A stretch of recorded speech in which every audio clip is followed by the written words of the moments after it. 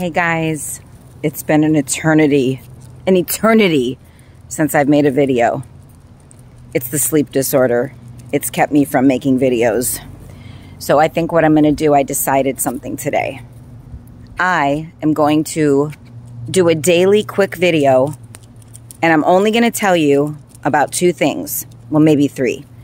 My pain levels, including headaches, which I suffer from a lot, and my sleep. I'm going to tell you how much I slept, what times I slept.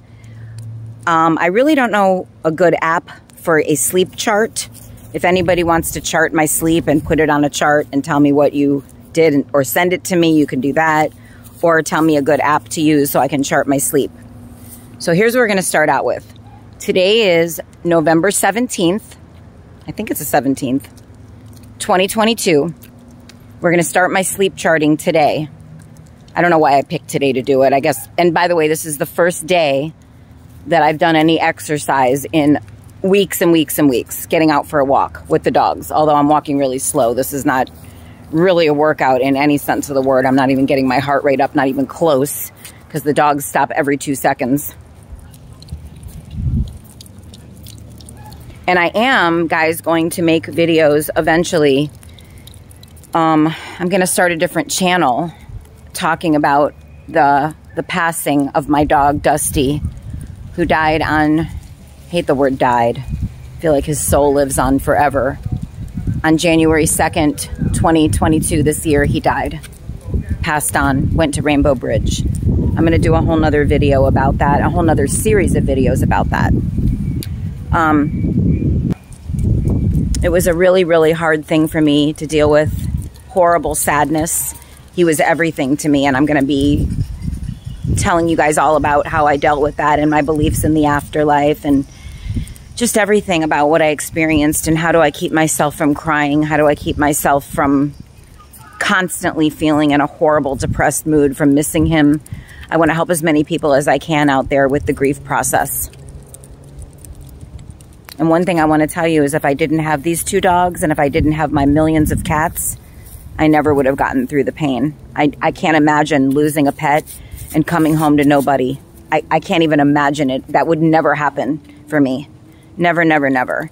And if I only had 1 dog and the dog passed away, I would be out there walking other people's dogs or volunteering just to be around dogs. And then I'd be fostering, which is exactly how I got Dusty.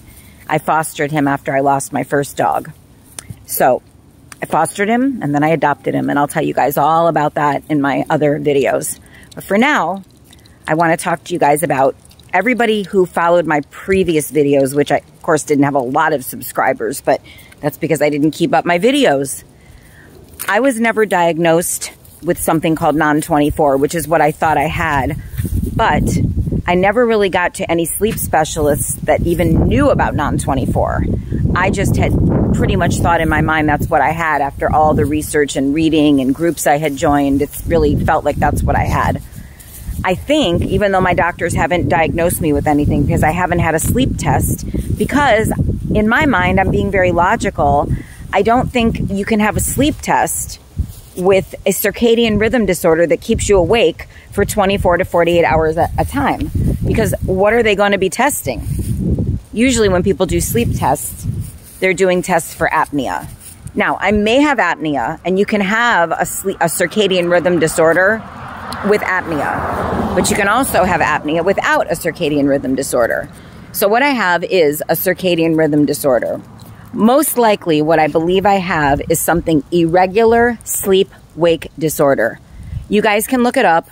Since I'm out walking them, I can't like Google it and tell you and read it and everything, but you can just Google irregular sleep-wake disorder.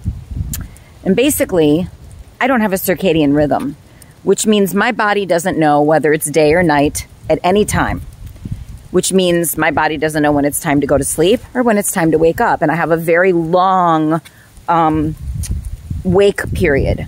So I can be awake, like I said, between 24 and 48 hours, I can be awake. And do I get tired in that time? Yeah, but it's not a sleepy, drowsy kind of tired. It's not the kind of tired that you would get when you get in bed and you're ready to go to sleep. It's not like that. It's like a fatigue. And sometimes I do like pass out for like a 10-minute period, which, by the way, you guys, I hate to admit this, is at my kitchen table after eating. I'll fall asleep after eating, like just pass out at the kitchen table. Nobody else is there. I live with my parents. So they're like in bed when this happens, like late at night. But I won't stay asleep. I might fall asleep for like anywhere from 10 minutes to, I think maybe I've fallen asleep for an hour at the table, but usually it's like 10 to 20 minutes. And then after that, I'm up, you know, for the next 24 to 48 hours. Sorry, they're really tangled.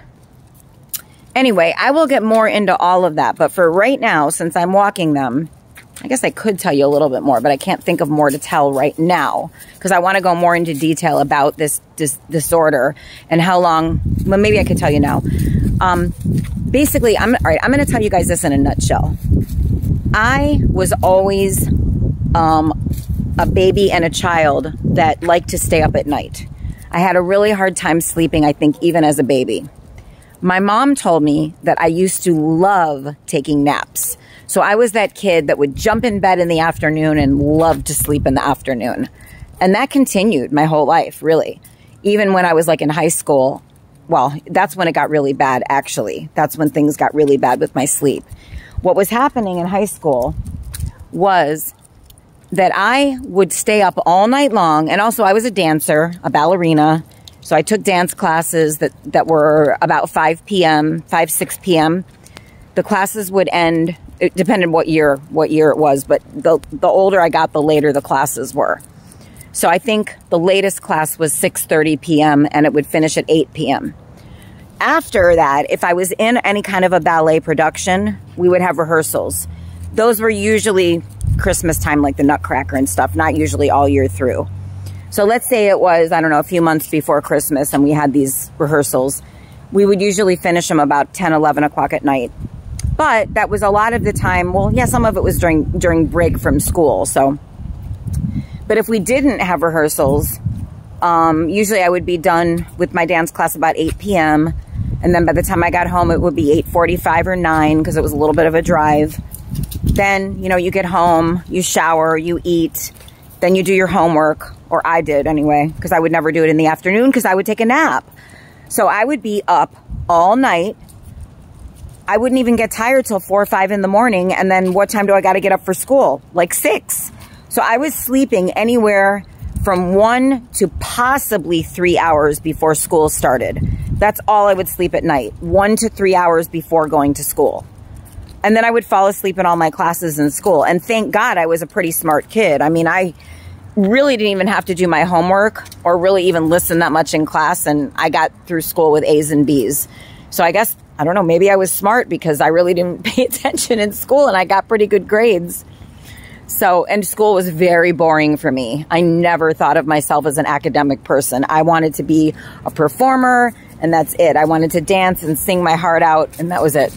And I did that for many years, you guys. I wound up getting a degree, a bachelor's degree in psychology.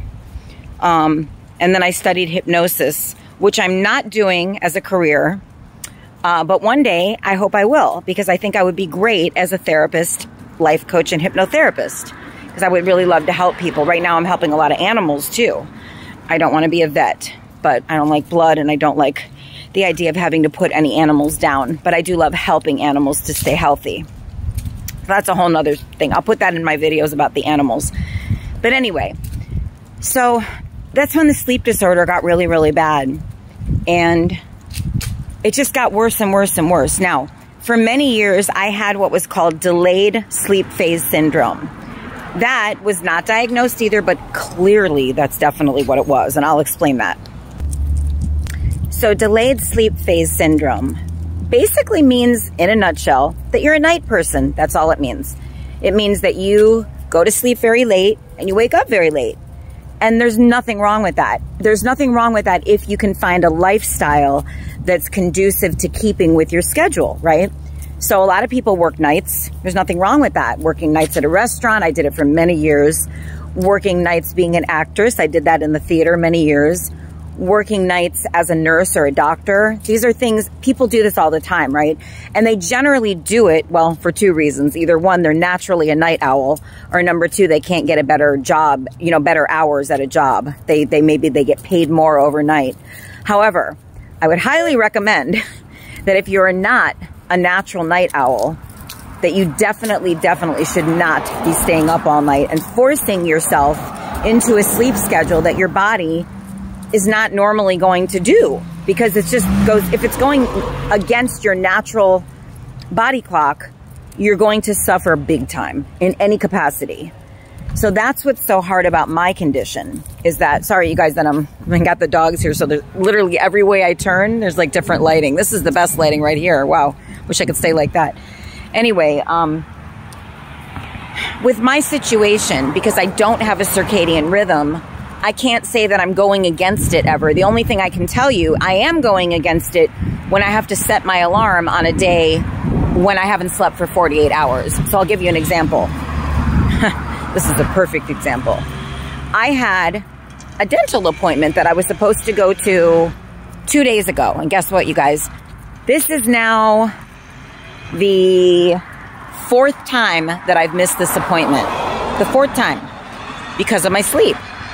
Every single day that this date, that the dental appointment day has fallen, has been a day that I've already been awake for 24 to 48 hours the day before. And so when that happens and I've been awake for 24 to 48 hours, I need to sleep. And I usually will fall asleep for anywhere between 8 to 12 hours after being awake for 24 to 48 hours.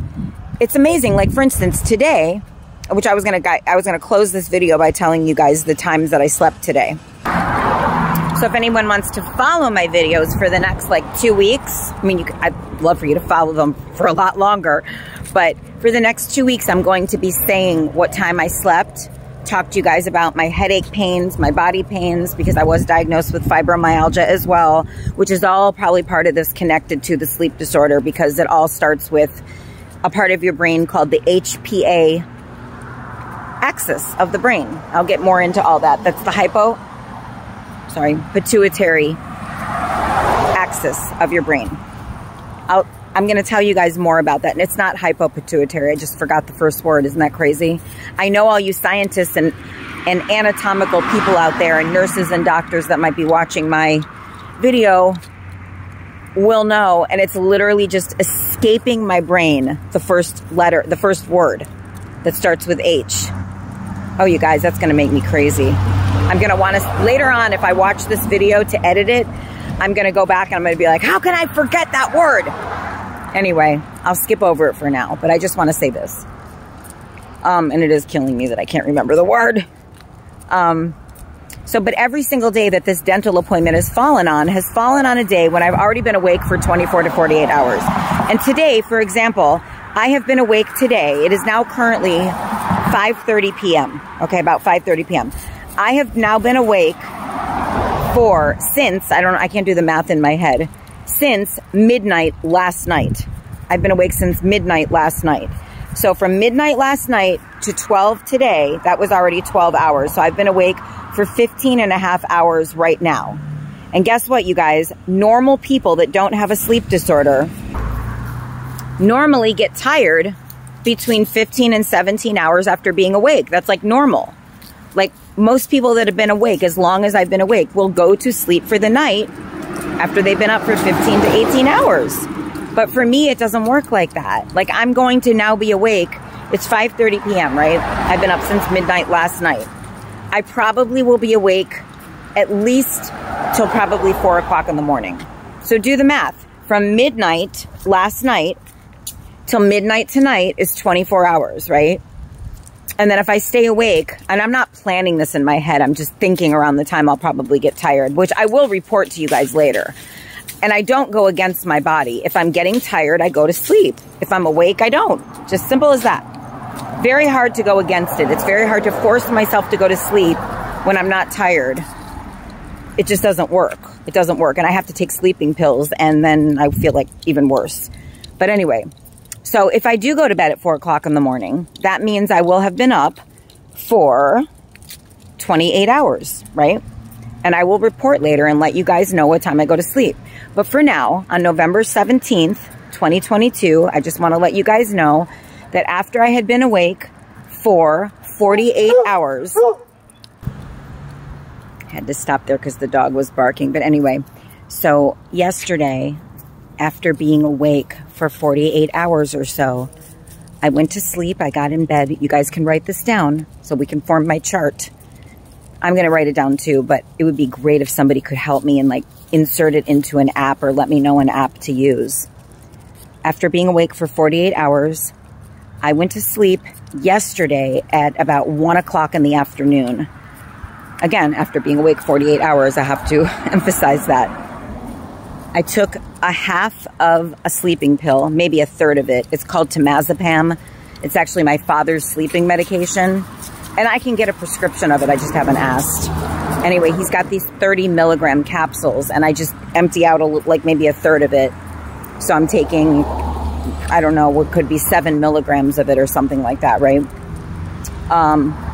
Enough to help me fall asleep, because once I'm asleep, if nobody wakes me, I will sleep really well after being awake 48 hours. But if somebody wakes me, forget it, I can't go back to sleep. That's another thing. I'm an extremely light sleeper. Extremely, it's very annoying. I hear everything. I have like X-ray hearing, which is good in life, bad when you're trying to sleep. It's horrible for sleep. Yes, I could wear earplugs, but if once I'm in my room and I shut the door and the fan is on, I put the fan on and the TV. They say it's not good to fall asleep with the TV, but I don't really care because you guys, I skip so many days of sleep. So it's like I'm going to fall asleep if the TV's on or off, you know. At any rate, so after going to sleep at 1 o'clock in the afternoon with a third of a temazepam pill, about 7 milligrams, I slept and slept and slept and slept and slept and slept, which is what I do after I've been awake for 48 hours. Again, I need to emphasize. What time did I get up? And don't be shocked. I got up at midnight. So I slept about 11 hours. 11 hours. I thought I slept longer, but no, I didn't. By midnight. And I think I got up once before that, about 9 p.m. to use the bathroom. Thought I was going to get up, but had a headache. So now I'm going to get into the headache scenario. I woke up with a headache, like I always do. Not a migraine this time, but a headache. And I always take Excedrin. I don't know if this is bad or good for me. I took one Excedrin, but I take about 2 a day. Okay, you guys, sorry I had to keep stopping here. It's tough with the dogs, but I figured I get home and I'm so busy. I have all these cats to feed and my parents, and I got to cook, and it's just crazy once I get home. And there's another dog barking. So I take about 2 Excedrin a day. I get a lot of headaches. I also have something called TMD, which is basically do you guys know what TMJ is? TMJ is your jaw temporomandibular joint, and I have temporomandibular joint dysfunction. I might talk to you guys about that also in another video, because that is like the source of the majority of my head pain. I do get migraines, and a lot of people with TMJD do get migraines, but I don't think well, I don't know. Maybe some of my migraines are caused by that, and we'll talk about that. I was getting for many, many, many years horrible hormonal migraines, though, that would come on before my menstrual cycle started. Horrible, horrible, horrible. I mean, complete with, they were sometimes bilateral, and horrible, like vomiting and nausea, weakness in my legs, shaking, hot flashes and chills. Oh, we're going to talk some hormone stuff, guys. Yeah, we are, because I'm in menopause now. So we'll talk all about that and what I've been dealing with that. So, but these headaches, I think, yes, I think about maybe 70% of them are due to my jaw problem. Some were hormonal, and maybe it is. Maybe it's all because of my jaw. So I am, not only am I going to talk with you about it, that was supposed to be my dental appointment yesterday. I was supposed to be seeing a specialist for my jaw, and I missed it. They know about my sleep disorder there, so they're a little bit lenient with me about missing appointments, but it's not good. Anyway, so that's that, you guys. I slept 12 hours, 11 and a half hours or so after not sleeping for 48 hours. So you can chart that. November 17th, I slept from 1 p.m. on November 16th to midnight on November 17th. That was my sleep after 48 hours awake. And I'm going to try to get back on tomorrow and tell you what happened with my sleep tomorrow. I'll try to do this every day. If I skip a day, it's because I felt like crap or I didn't sleep. So, anyway, lots of distractions out here, so I'm going to go pay attention to the doggies and the traffic, and I will hopefully see you guys tomorrow. If I skip a day, charting my, giving you guys the breakdown of my sleep, then I will make up for it the following day, and we'll just all keep in touch that way. But this sleep disorder is crazy, just crazy. And I want to make these videos so that you guys can have something to show to your doctors if you're suffering from the same thing. Or at least so you know you're not alone, because it sucks. And I'm very isolated with them. This is, actually, you guys, it's the reason I am not married. And it's the reason I never had kids. Yeah, my sleep disorder. That's the reason. So I'll talk to you guys more about this as time goes on when I'm not stuck in traffic. Have a great day, you guys. Hope to talk to you soon.